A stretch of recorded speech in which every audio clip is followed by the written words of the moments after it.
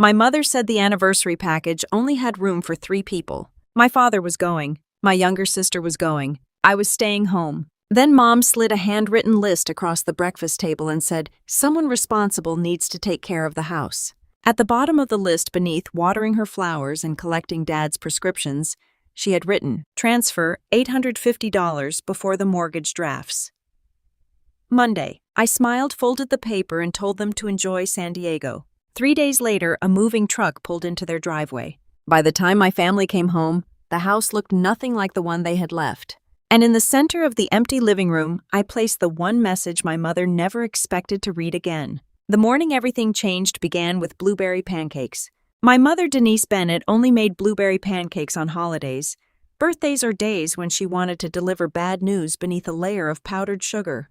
That Sunday, she had also cooked bacon-warmed maple syrup in a ceramic pitcher and placed fresh tulips in the center of the kitchen table. I should have recognized the warning signs.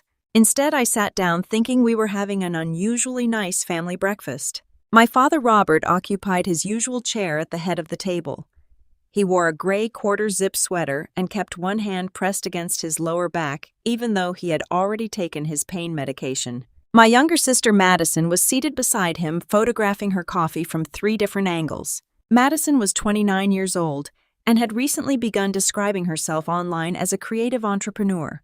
At that moment, her primary business activity involved posting motivational quotes over pictures of herself drinking expensive iced coffee. I was 35 and worked as a facilities coordinator for a regional network of physical therapy clinics. My job involved vendor contracts, equipment, purchases, emergency repairs, budgets, staff schedules, and resolving the kinds of problems people only noticed when nobody handled them. It was stable work. I was good at it.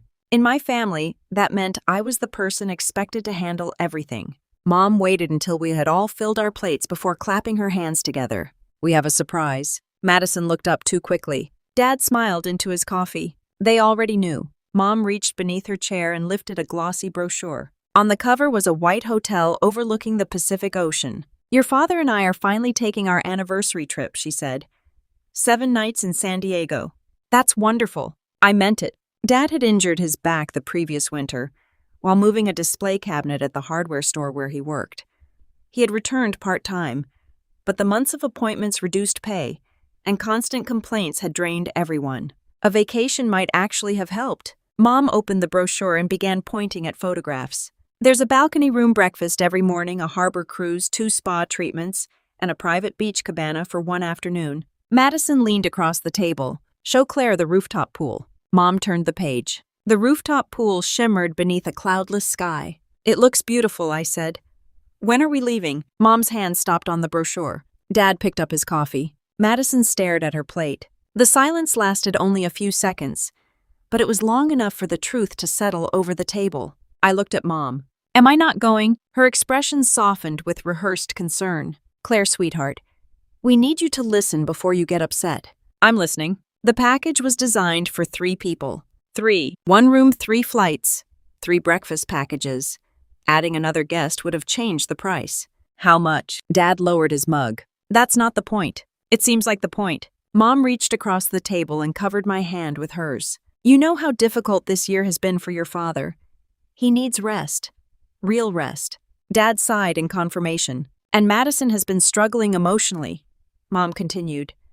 "The breakup with Trevor affected her more deeply than people realize." Madison looked down, arranging her face into an expression of quiet pain. Trevor had ended their relationship after finding romantic messages between Madison and one of his friends.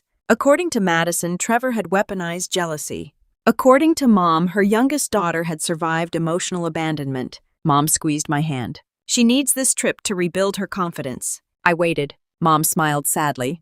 "You're different. You're strong." There it was. The word my family used whenever they wanted to give something to Madison and hand me the consequences. "Strong people need vacations too," I said. Dad's mouth tightened. "Don't turn this into a competition." I asked whether I was invited. Mom withdrew her hand. "Of course you were considered." "Considered." "Claire, please." Madison finally spoke. "You don't even like this kind of trip." I turned toward her. "What kind of trip? Pools? Restaurants? Going out? You're always worried about schedules and money." "I worry about schedules and money because someone in this family has to." Her eyebrows rose. Maybe if you had more of a life outside this house, one vacation wouldn't feel like such a personal attack. The cruelty of the sentence caught me off guard. Not because it was clever, because she said it so casually, as though the years I had spent keeping our household functional proved that I had failed to build a life. Mom glanced at Madison but did not correct her. Instead, she returned her attention to me. This is not about excluding you. What is it about? She exhaled slowly, performing patience. This trip is about family time and healing. I stared at her. Am I not family? That's not what I said. You said it's a family trip for 3 people. Dad set his mug down hard enough to spill coffee into the saucer. Enough. The table went quiet. He leaned forward. You have always been more practical than your sister. We believed you would be mature enough to understand. Mature enough to stay home. Someone has to. Mom seized the opening. That's the other issue. The flowers need water. The mail needs to be collected. Your father's prescription is being delivered and the mortgage drafts while we're gone. She lifted a folded piece of paper from beside her plate and slid it across the table. A list. Mom had prepared a list before informing me that I was not invited. I unfolded it. Waterfront flowers every other day. Bring in mail. Put trash bins out Monday. Check basement after heavy rain. Pick up Robert's prescription. Wash guest room sheets. Restock milk, eggs, bread, and coffee. At the bottom, underlined twice. Transfer $850 before mortgage draft. I read the final line again. You want me to pay part of the mortgage while you're in California. It's not paying the mortgage, Mom said quickly. It's covering a temporary shortage. With my money. Your father's disability payment has been arriving late. Dad looked away. I knew what that meant. There was no money coming soon. They had spent it. I looked at the brochure again. 2 spa treatments. Private beach cabana. Ocean view balcony room. Mom touched my wrist. You'll have the house to yourself. Think of it as your own little vacation. Madison laughed under her breath. I looked at her. What's funny? Nothing. No, tell me. She shrugged. It's just, you're acting like they left you at an orphanage. You're 35, and you're 29. Mom's voice sharpened. Do not attack your sister because you're disappointed. She attacked me. She made an observation. The speed with which Mom rewrote the exchange told me everything. Madison's cruelty was an observation. My response was an attack. Dad leaned back and pressed a hand to his lower spine. This is exactly the stress the doctor warned me about. Mom immediately looked at me. See what you're doing. Something inside me became very still. I could have argued. I could have listed every bill I had paid. I could have reminded them that the refrigerator, sectional television, washer, dryer, dining table, and nearly every useful appliance in the house had been purchased with my money. I could have asked why Dad's health always became fragile when I said no, but remained strong enough for a flight across the country. Instead, I folded the list carefully. Okay. Mom blinked. Okay, I understand. Relief passed across all 3 faces. Dad picked up his coffee. Madison returned to her phone. Mom smiled. I knew you would. You've always been the daughter we can count on. That was the moment the truth finally became undeniable. They loved being able to count on me. I was no longer sure they loved me. To understand why one vacation changed everything, you have to understand the 9 years before it. I moved back into my parents' house at 26 after the marketing company where I worked closed its Ohio office. My lease was ending. I had 6 weeks of severance and barely enough savings to survive a long job search. Dad told me there was no shame in coming home. Family is where you land when life knocks you down, he said. I believed him. I arrived with a mattress, 12 boxes, and a plan to leave within 6 months.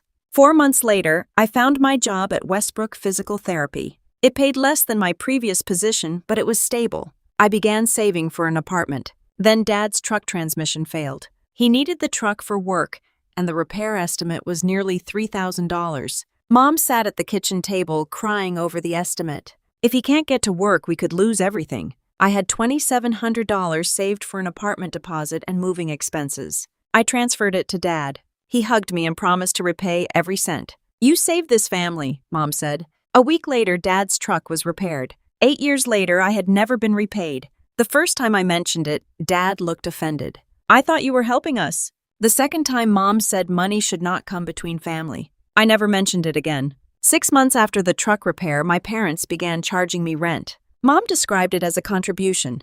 Dad called it character building. I paid $900 a month for my childhood bedroom. The walls were still pale yellow from when I was 17. I had one shelf in the hall closet, and no right to question why Madison's belongings occupied most of the upstairs storage. The rent did not include utilities. Mom asked me to cover the internet because I sometimes worked from home. Then the electric bill because my computer was supposedly responsible for the increase. Then part of the grocery bill. Then household supplies. Each request sounded temporary. Each became permanent. The sofa was the first major purchase. Our old one split along the center seam during a football game. Dad stuffed a blanket into the gap and declared it unusable. Mom spent a week sending me links to replacements. This gray sectional would completely transform the room, she said.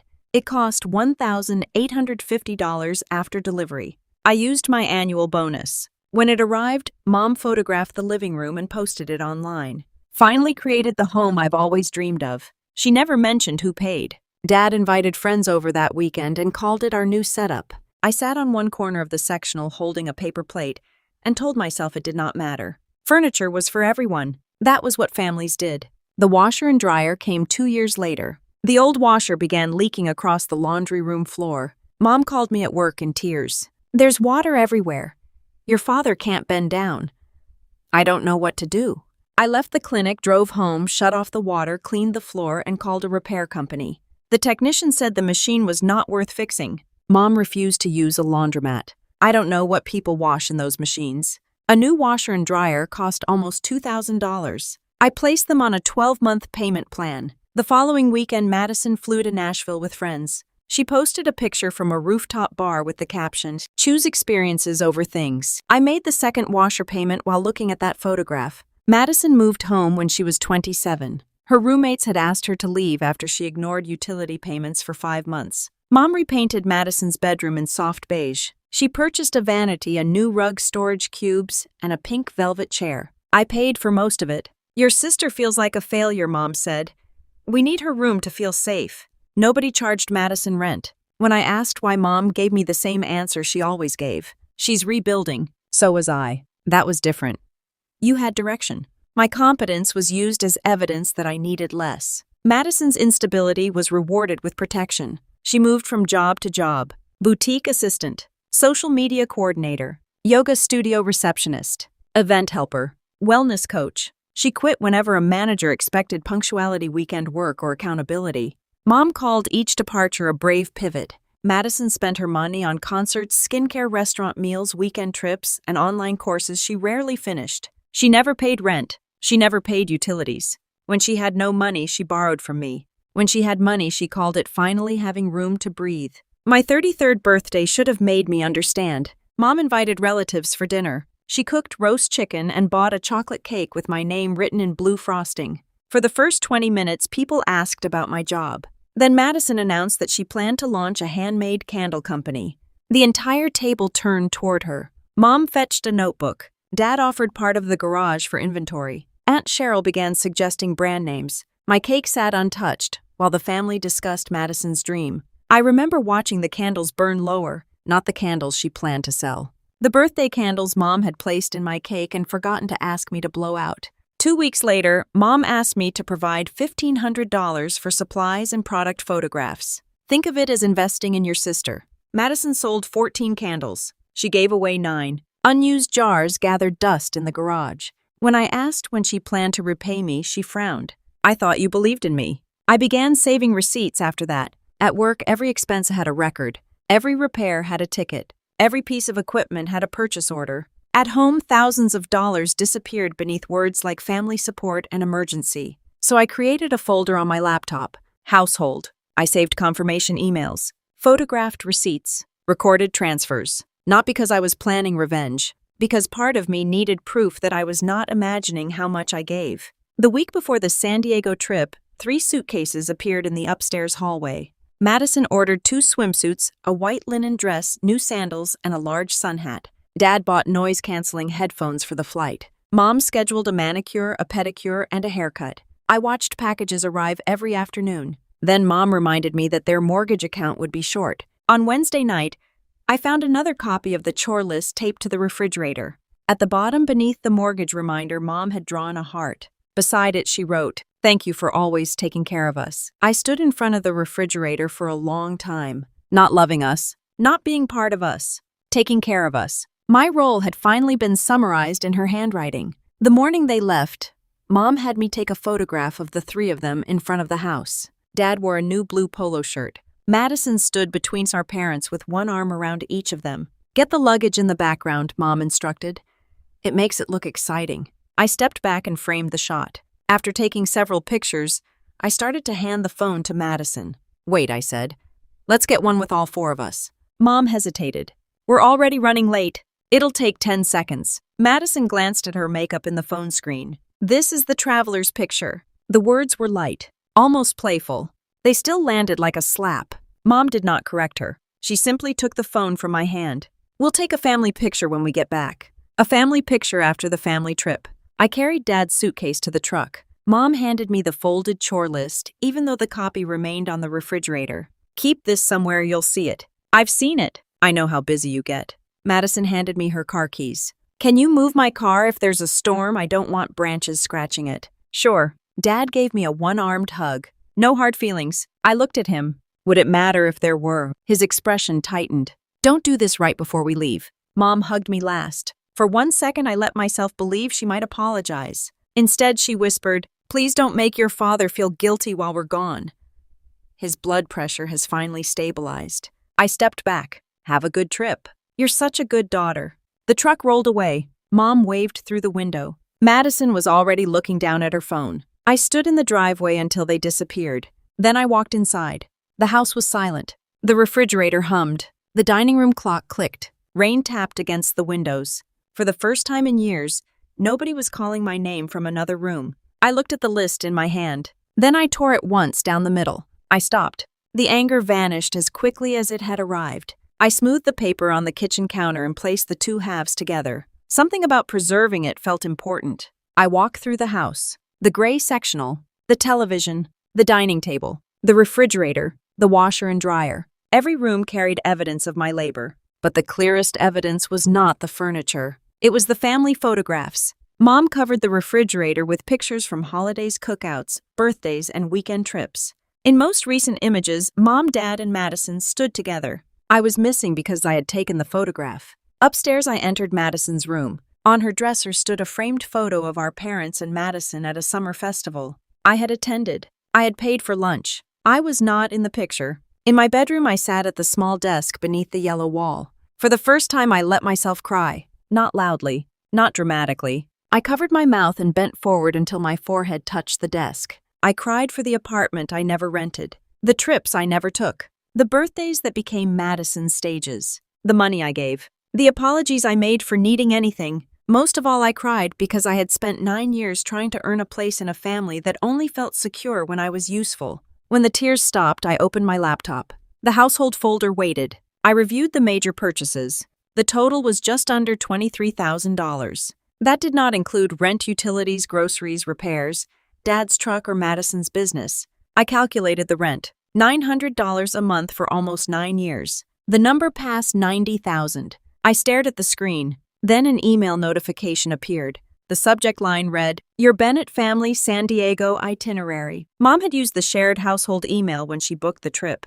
I opened it. The reservation showed 3 travelers. Below that was an option, add 4th guest.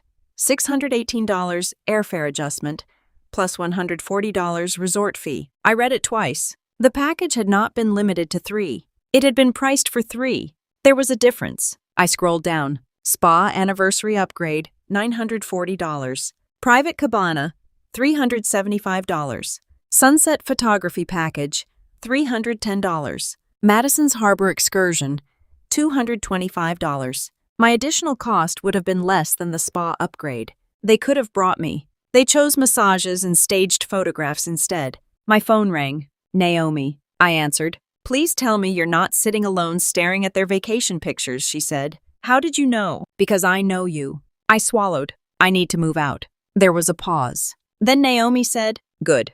I almost laughed. "That's all you have to say?" "I have more, but most of it is inappropriate for a recorded phone line." "How fast?" "Before they come back." "Okay." My cousin Elena manages Maple Court near the river.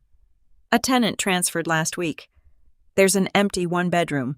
Is it available? I'm texting her now. Naomi. "What? I can hear you typing." "You called the right person." 20 minutes later, Elena phoned me. The townhouse was small and furnished, month to month. Available Monday. I toured it that afternoon. Older cabinets, a narrow balcony, one bedroom, a clean bathroom, a front door with a lock that belonged only to the tenant. Rain moved through the trees behind the building. I stood in the living room and imagined coming home without anybody waiting to hand me a problem. I'll take it, I said. That night, I called a moving company. The coordinator asked how much I planned to move. Most of the living room, I said. Part of the kitchen, the dining room, laundry appliances, patio furniture, personal belongings. Are you moving out of a shared home? Yes. Do the other residents know? They're on vacation. She became silent. I understood what she was thinking. I have receipts for everything being removed. That wasn't my question. I know. She scheduled the crew for Tuesday. On Saturday, Mom called from the resort. A photograph arrived first. Mom, Dad, and Madison stood beside the ocean. Dad held a drink. Madison wore the white dress. Mom's message read, "Wish you could see this. Not wish you were here. Wish you could see this." I let the phone ring twice before answering. Hi, Mom. Claire. We just came back from the harbor. It's absolutely gorgeous. I saw the picture. Madison finally looks happy again. In the background, Madison asked whether they were still ordering room service. Mom lowered her voice. Did you check the mortgage account? Yes. And it's short. I knew it. Can you transfer the $850 today? I opened my banking app. My thumb hovered over the transfer button. The movement was automatic. For years, I had responded to family panic by sending money before thinking. Mom continued. We'll settle everything when we get back. I almost pressed confirm. Then another notification appeared. Madison had posted a photograph from the private cabana. The caption read, "Nothing heals like being surrounded by the people who choose you." Family first. I stared at the words. The people who choose you. I closed the banking app. Number. Mom became quiet. What? I'm not transferring the money. Claire, the mortgage drafts Monday. I know. Your father's credit will be affected. Dad called from the background. What's the problem? Mom covered the phone badly. She's refusing. Dad's voice became louder. Put me on. Mom did. Claire. This is not the time to prove a point. I'm not proving anything. You live in that house. For 3 more days. Silence. What does that mean? It means I'm moving. Dad laughed once. Not because it was funny. Because he did not believe me. You're upset. We'll talk when we get home. I'm not waiting. Mom came back on the line. Claire, don't do anything dramatic. You took a family trip without me, asked me to pay your mortgage, and posted that the people in San Diego were the ones who chose each other. What are you talking about? Madison's post. She's emotional. She's honest when she thinks I'm not listening. Please do not punish your father because you're angry at your sister. There it was again. Dad's health. Madison's feelings. Mom's stress. Everyone's pain except mine. I have to go. Did you water the flowers? I ended the call. My hands began shaking. For several minutes, I sat on the edge of my bed staring at the phone. Part of me wanted to call back, to apologize, to transfer the money, to cancel the movers. 9 years of conditioning did not disappear because I said no once. I opened the banking app again. The transfer screen remained ready. Then I looked at the trip itinerary. Spa upgrade $940. I deleted the transfer. Tuesday morning, the moving truck arrived at 8. The crew leader was a tall woman named Rochelle with silver braids and the calm expression of someone who had seen every kind of household crisis. She walked through the house with a clipboard. Only the items with blue tape, she asked. Yes, I had marked each item the previous evening. The sectional carried a strip of blue tape under one cushion. The television had a tag on the back. The dining table, chairs, refrigerator, washer, dryer. Patio set. Microwave mixer. Coffee maker, vacuum, air purifier, lamps, rug, shelves, and lawnmower were marked. I did not tag their original dishes. Their bedroom furniture, family heirlooms, Dad's tools, Mom's decorations. Anything that belonged to them before I moved home remained. I was not emptying their history. I was removing my financial contribution from it. The movers began with the sectional. As they wrapped it, I remembered Mom's social media post. The home I've always dreamed of. The sectional passed through the front door. The room immediately looked older. The television came next. Dad's wall mount remained 2 metal brackets facing the empty room. The dining table was disassembled. For a moment, I saw my 33rd birthday again. The forgotten cake. The family leaning toward Madison. The small flames burning lower while nobody looked at me. Rochelle touched my arm. You okay? I realized I had stopped breathing. Yes. You can change your mind about anything. That almost broke me. Nobody in my family had said that. You can change your mind. I looked at the table. No, it goes. The washer and dryer rolled out on heavy carts. The refrigerator was unplugged and cleared. I left the older refrigerator in the garage. It clicked loudly and one shelf was cracked, but it worked. I left the basement washing machine that leaked during heavy loads.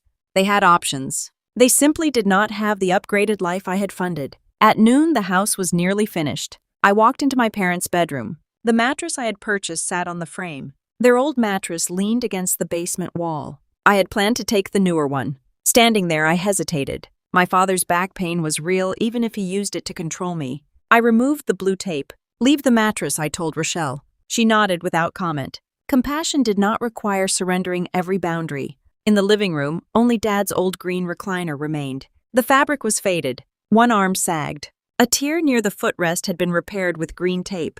Mom had complained about that chair for years. Dad refused to replace it. Now it sat near the wall, surrounded by empty floor. I dragged it into the center of the room. The feet scraped against the hardwood. Rochelle looked over. You want it there? Yes. I adjusted it until it faced the empty television mount. Then I took Mom's chore list from my pocket. I had taped the torn halves together. I placed it on the seat. Beneath the list, I added a printed copy of the trip itinerary. The line showing the cost of a fourth guest was highlighted. So were the spa upgrade and cabana. At the bottom, I wrote one sentence. You could afford to include me. You simply preferred to use me. I stood there until the words blurred. Then I walked out. Naomi met us at the townhouse with sandwiches, bottled water, and a grocery store cake. The frosting read, "Welcome home, Claire." Not escape, not revenge. Home. I hugged her so tightly that she laughed. Okay, ribs. Sorry. Don't apologize. Just loosen your grip. By evening, the townhouse was filled with boxes. The gray sectional fit against one wall. The television faced it. The dining table was too large, but we managed to position it near the kitchen. I sat on the floor while Naomi unpacked coffee mugs. My phone rang. Mom. I let it go to voicemail. She called again. Then Dad. Then Madison. I turned the phone off. The first night, I slept badly. At 2 a.m, I woke convinced I had forgotten to put out the trash. Then I remembered there were no instructions on my refrigerator. I walked into the living room. Moonlight fell across the sectional. Everything looked familiar, yet nothing felt the same. These things had once represented obligation. In my home, they became choices. I sat on the sofa and cried again, not because I wanted to return, because leaving was right and right decisions can still hurt. Over the next few days, I settled into small routines. I made coffee for one person. I left work without stopping for anyone's groceries. I ate cereal for dinner one night and did not explain myself. At the clinic, I completed a facilities proposal I had postponed for months. My director, Julian Price, had encouraged me to apply for a regional supervisor role twice before. I always said the timing was wrong. The real reason was that the position involved occasional travel and unpredictable hours. I believed my family could not manage without me. Now I reopened the application. On Sunday evening, my family came home. At 6:12, my phone began vibrating. Mom. Dad. Madison. Messages arrived one after another. Mom. What happened to the house? Dad, call me now. Madison, you took my vanity. The vanity had been purchased with my credit card. I had placed it in storage because it did not fit my townhouse. Mom called again. Then a notification appeared from the family tracking app. My stomach dropped. 3 years earlier, Mom had insisted all 4 of us share our locations after Dad's injury. For emergencies, she said. She used it to ask why I was still at Naomi's apartment after 10, or why I had stopped at a restaurant on my way home. I had forgotten to disable it. My location glowed above Maple Court. I removed myself from the group. 45 minutes later, someone pounded on my door. Claire. Mom. The frame shook beneath another blow. We know you're in there. Dad's voice followed. Open the door. Madison shouted. I'm recording this. I looked through the peephole. Mom stood in front. Dad was behind her, leaning on his cane. Madison held her phone upright. My heart hammered so hard that I felt it in my throat. I considered calling the police. Instead, I opened the door but kept the chain attached. Mom stared through the narrow gap. Take that off. Number. Claire opened the door. Madison needs to stop recording. I'm documenting what you did, Madison said. You're standing outside my home. Mom's face twisted. Your home. You stole our furniture and brought it here. I removed the things I paid for. Dad stepped closer. You lived under my roof. Anything purchased for that house became household property. There it was. The sentence I had always known he believed. My money became family money the moment I spent it. Their money remained theirs. I paid you rent, I said. You paid below market. I also paid utilities, repairs, groceries, and replaced most of the things in that house. That is not the point. It is exactly the point. Mom pushed one hand against the door. You left us without a refrigerator. There is one in the garage. That old thing barely works. It worked until I replaced it. The washer leaks. Then repair it. Dad's face reddened. You will return everything tomorrow. Number. His expression changed. What did you say? Number. One small word. My voice trembled, but the word did not. Mom stared at me as though I had broken a rule deeper than any written rule. You are punishing us because you were not invited. The trip showed me something. It did not create it. Madison moved closer, phone still raised. You've always hated that they love me differently. I looked directly into her camera. No. I hated that loving you always required taking something from me. Her mouth opened. No sound came out. Mom recovered first. You are jealous and bitter. You spent more on 2 spa treatments than it would have cost to add me. Her face went still. Dad looked at her. What is she talking about? I saw the booking email. That was an anniversary upgrade, Mom said. So the package was not limited to 3. It would have changed the budget. You changed the budget for a cabana. Madison lowered the phone slightly. Mom pointed through the gap. You went through my private email. You booked it through the household account I created and pay for. Dad hit the porch with his cane. This is not helping my back. Mom immediately turned to me. See, are you happy now? The old reflex rose inside me. Apologize. Open the door. Offer him a chair. I gripped the edge of the frame. If Dad needs medical help, call a doctor. I am not responsible for managing his pain while all 3 of you shout outside my home. Mom looked genuinely shocked. You have become cruel. No. I stopped being convenient. I closed the door. They remained outside for several minutes. Mom shouted that this was not over. Dad threatened to call a lawyer. Madison said I would regret humiliating them. When their voices finally disappeared, I slid down the door and sat on the floor. My entire body shook. I was not calm. I was terrified, but I had not surrendered. That mattered more. The smear campaign began the following morning. Mom posted a photograph of the empty living room. Dad's green recliner sat in the center beneath the blank television mount. The chore list and itinerary were not visible because she had removed them before taking the picture. Her caption read, "We returned from celebrating 38 years of marriage to discover that someone we trusted had stripped our home while we were away. Please pray for Robert. His health cannot endure this kind of betrayal." Madison shared the post. Her caption was more direct. Jealousy can turn even a sister into a stranger. Comments appeared rapidly. Aunt Cheryl wrote that no parent deserved such treatment. My cousin Brian suggested calling the police. Several women from Mom's church offered furniture. One person wrote, "Imagine doing this to a disabled father." Messages filled my phone. Relatives who had not called me in years suddenly had strong opinions about respect. I responded to none of them. Then Mom sent the post to the church prayer group. Madison recorded a video from the empty kitchen. She walked past the open space where the refrigerator had stood. My sister took everything she said into the camera. She even took the vanity from my room. The video reached people outside our family. On Tuesday morning, the receptionist at my clinic transferred a strange call to my office. A woman asked whether I was Claire Bennett. Yes. Do your employers know what you did to your parents? My body went cold. Who is this? She hung up. 10 minutes later, Julian entered my office. Close the door. I did. He placed his phone on my desk. Someone had sent the clinic's public Facebook page a link to Mom's post. The message said, "You should know what kind of person you employ." I can explain. I did not ask for an explanation. I stared at him. Julian sat across from me. I have worked with you for 9 years. You have handled budgets larger than your parents' house without one missing dollar. I'm not going to assume a Facebook post tells me who you are. My throat tightened. Thank you. However, if anyone contacts staff again, send them to me. I don't want this affecting the clinic. It won't. He looked toward the regional supervisor application open on my computer. You finally applying? I was going to. Good. Don't let your family turn this office into another place where you spend all your energy proving you're not selfish. His words stayed with me. That evening I created a short document. Not a legal file. Not a 100-page binder. 12 pages. The first page showed 9 years of rent. The second listed major furniture and appliance purchases. The third contained photographs of 3 moments. The sectional delivery. The washer installation. My birthday table with the untouched cake pushed to one side. while Madison held her candle business notebook. The fourth page showed utility payments. The fifth showed money transferred for Dad's truck. The sixth showed the cost of the failed candle business. Then came the messages. Madison needs support.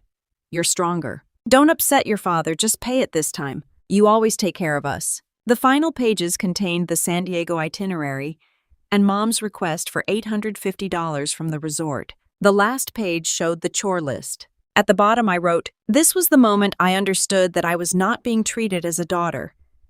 I was being treated as the system that kept everyone else comfortable." Mom called Thursday. Her voice trembled. "We need a family meeting." "Who is we?" "Your father, Madison, and me." "Then why do I hear Aunt Cheryl in the background?" Silence. "We need neutral people." "You mean witnesses?"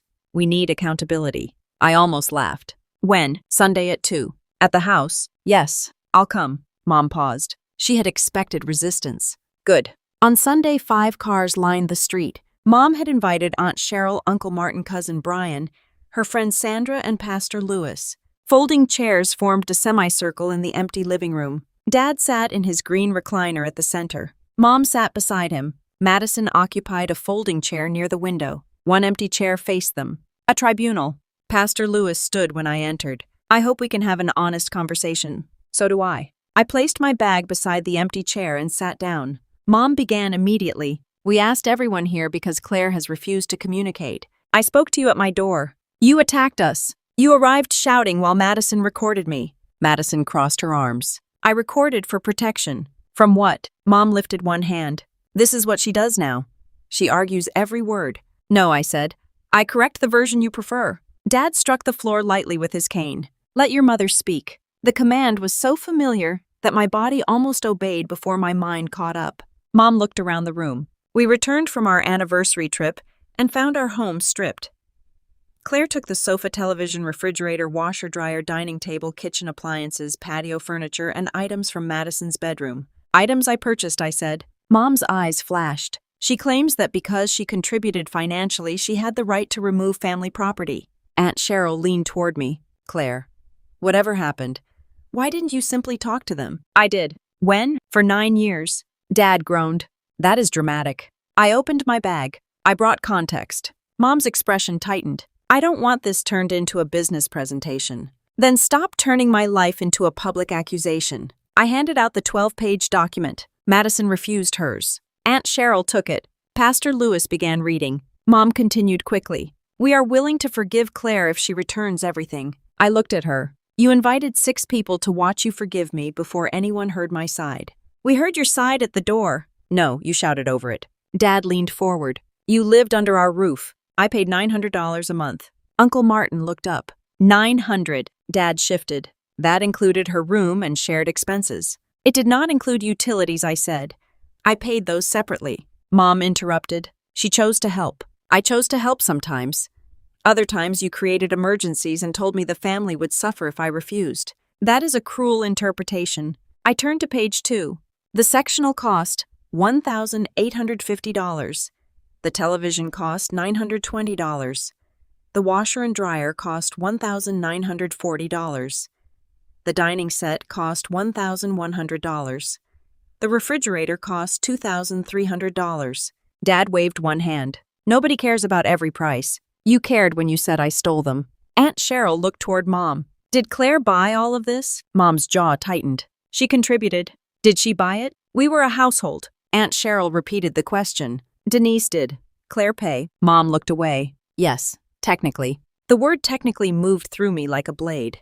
Pastor Lewis spoke. "There appears to be nothing technical about a credit card charge." Dad snapped. "That is not the point."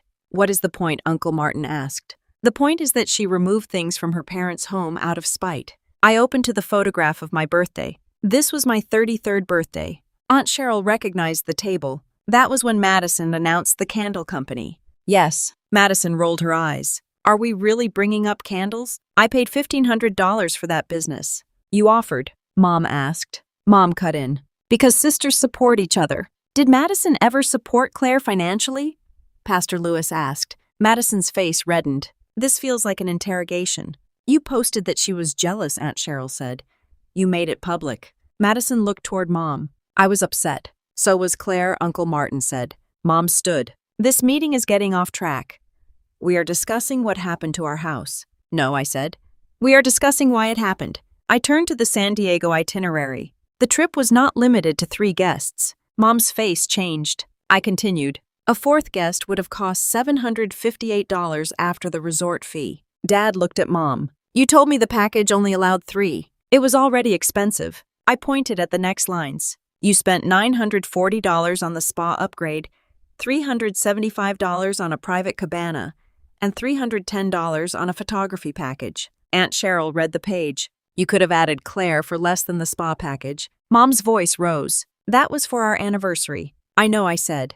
My place in the family mattered less than 2 massages. Dad looked at the itinerary. Denise, I didn't know the numbers. Mom turned on him. You agreed Madison needed to come. I agreed because you said adding Claire would require another room. It might have. The confirmation says the room accepted 4 guests, I said. The room became noisy. Dad accused Mom of hiding the price. Mom said Dad had refused to downgrade the ocean view. Madison told them both to stop acting as though she had forced them. Aunt Cheryl asked why nobody had discussed the options with me. Mom began crying. Pastor Lewis tried to calm everyone. Then Madison said the sentence that ended the argument. Mom said we couldn't cancel the spa because Dad had already picked his massage. The room fell silent. Madison seemed to realize too late what she had admitted. Aunt Cheryl slowly turned toward Mom. You told me Claire destroyed your home because she was jealous of a trip you could not afford. Mom wiped her cheeks. We couldn't afford everything. You afforded what you wanted, I said. You just expected me to finance what came afterward. I turned to the screenshot of Mom's message from the resort. The mortgage was short because they used money on the trip. Mom asked me to transfer $850 while they were sitting beside the pool. Uncle Martin read this message aloud. Please don't make your father feel guilty. He needs this. Transfer the money before Monday and remember the flowers. His voice slowed at the final words. No one spoke. Pastor Lewis closed the document. Denise Robert, you invited people here to confront your daughter for taking property she purchased. Mom opened her mouth. He continued. You also withheld important information about the vacation and asked her to fund your household while excluding her from what you called family time. Dad looked down. Mom cried harder. Sandra, who had remained quiet, stared at her booklet. I shared your post with the women's group, Mom whispered. I was hurt. You were hurt because she stopped doing what you expected, I said. That doesn't mean I don't love you. I believe you love me. I also believe you loved my usefulness more than you respected my limits. Mom looked as though I had struck her. Maybe the truth hurt because some part of her recognized it. Dad pressed both hands against his cane. We did not force you to stay. No. You just made leaving feel like abandoning a sick father, an anxious mother, and a helpless sister. Madison stood. I am not helpless. I turned toward her. Then why have you never paid rent? She stared at me. Why did I furnish your room? I didn't ask you to. You knew who paid. She said nothing. Why did you let me pay every restaurant bill? I assumed you didn't mind. You assumed I existed to make things easier. Her eyes filled, but I did not rush to comfort her. For once, her discomfort was not my emergency. Mom sat down again. What do you want from us? The truth. We're sorry. That is not the truth. That is a word you're using because the room stopped agreeing with you. Aunt Cheryl inhaled sharply. Mom stared at me. What truth do you want? That you chose Madison because you wanted her there more. Mom's lips trembled. That you knew I would pay the mortgage because I always did. Her eyes dropped. That you called me strong whenever you needed permission to neglect me. Dad closed his eyes. And that when I finally stopped, you tried to destroy my reputation. The room remained quiet. Mom whispered, yes. It was barely audible. I waited. She forced herself to look at me. We wanted Madison there more. Madison flinched. Mom continued. We believed you would accept it. We believed you would cover the house because you always had. Tears ran down her face. And when you left, I was angry because I felt abandoned. I nodded. That is the first honest thing you've said. Dad looked around the empty room. We became dependent on you. You chose dependence because it was comfortable. Yes. His answer surprised me. I picked up my bag. I am not bringing the furniture back. Mom's face crumpled again. We know. I will not pay your bills. Dad nodded. We know. I will not move back. Mom closed her eyes. I know. If you contact my workplace again or encourage anyone else to do it, I will stop communicating entirely. We didn't contact your work, Dad said. Someone from the church group did after Mom shared the post. Sandra looked horrified. I'll address that. Pastor Lewis turned to my parents. You need to correct what you said publicly. Mom nodded. Aunt Cheryl stood. I owe Claire an apology. She faced me. I believed one photograph because Denise is my sister. I should have called you before judging you. Thank you. Brian apologized next. His apology was awkward. Still, he made it. Sandra promised to correct the church group. Madison sat down again, staring at the floor. Mom looked at me. Will you stay after everyone leaves? Number. Please. You wanted witnesses. They witnessed. I walked toward the door. Dad called my name. I turned. He sat in the old green recliner surrounded by folding chairs. I did appreciate everything you did. Appreciation without respect is just gratitude for continued access. His face tightened, but he nodded. I left. By the following afternoon, Mom had deleted her post. She replaced it with a shorter message. We shared a private family matter while emotional and did not provide the full context. The belongings removed from our home were purchased by Claire. We regret allowing others to believe otherwise. It was not a perfect apology. It was public correction. That mattered. Madison deleted her video. Aunt Cheryl wrote in the family chat that the situation had been misrepresented and that Claire had paid rent and purchased the items she removed. The angry messages slowed. Several people apologized. Others wrote, I'm sorry if I misunderstood. Nobody enjoys admitting they joined a mob. They prefer blaming confusion. I remembered who asked questions and who did not. Madison contacted me a week later. Can we meet just us? We met at a diner near the shopping plaza. She arrived without makeup, wearing a sweatshirt and jeans. For the first time in years, she looked less like the golden child and more like a tired adult. We ordered lunch. She told me Mom had begun charging her $600 a month. Dad expected her to help buy a used washer. The old refrigerator clicked through the night. Mom had asked her to cancel a girls' weekend because the household could not afford it. I listened. I did not offer money. Finally, Madison said, I didn't know everything would become my responsibility. That is how responsibility works when there is no Claire. She looked down. I deserved that. I said nothing. She twisted her straw wrapper. I knew they treated us differently. How long? Always. The answer hurt more than I expected. You knew. Yes. And you never said anything. I was afraid they would start expecting things from me. There it was. Not ignorance, not confusion, self-preservation. She had watched me carry the family because my burden protected her freedom. I'm sorry, she said. Are you sorry I was hurt?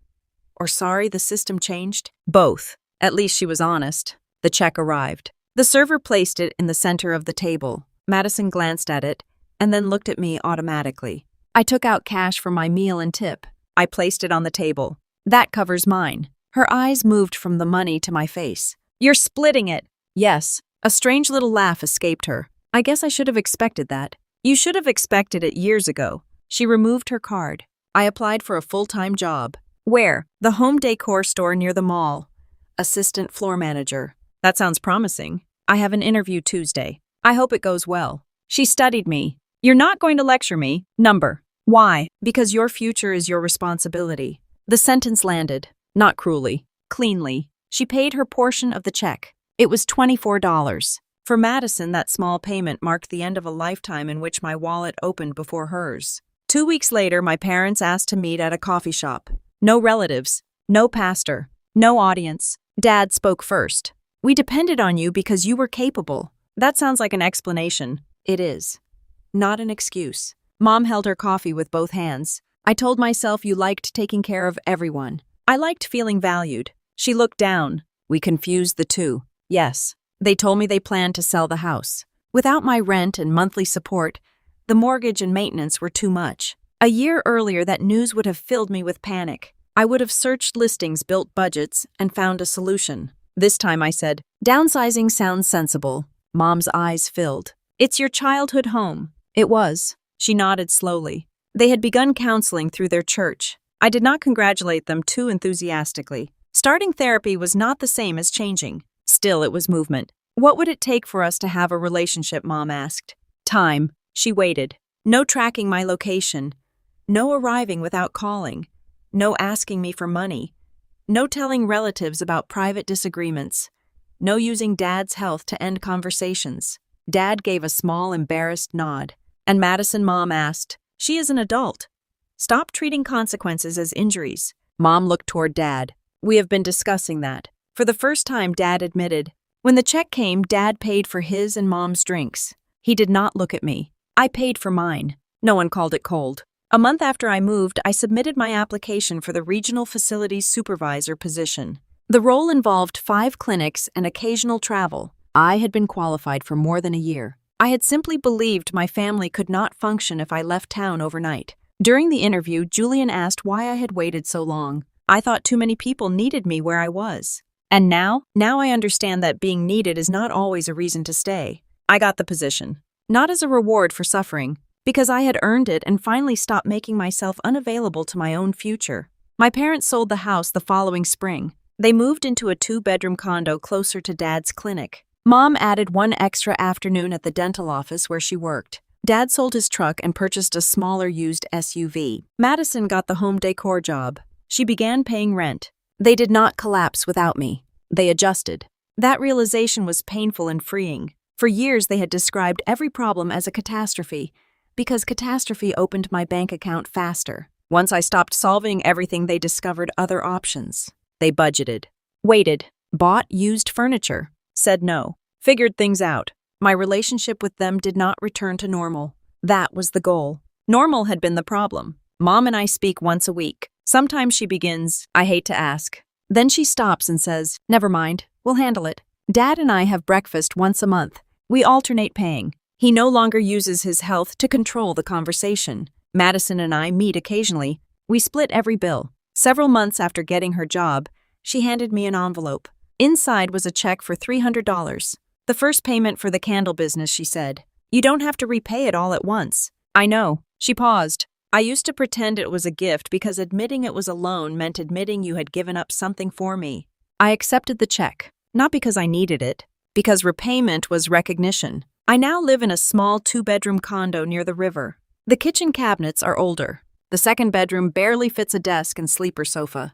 The afternoon light is beautiful. When I furnished the living room, I chose a blue sofa. The saleswoman showed me a practical gray one first. Gray matched everything. Gray was what Mom would have chosen. I bought blue. The dining table from my parents' house sits near the window. For years, they called it the family table. Now it is mine. Not because I want to keep it from anyone, because ownership no longer disappears the moment I contribute something to people I love. Last fall, Naomi and I took a 4-day trip to Charleston. When I booked the flight, guilt rose automatically. What if Dad needed something? What if Mom had an emergency? What if Madison's car broke down? Then I reminded myself that adults can have problems without those problems becoming my assignment. I went. One morning, I stood beside the ocean as the sun came up.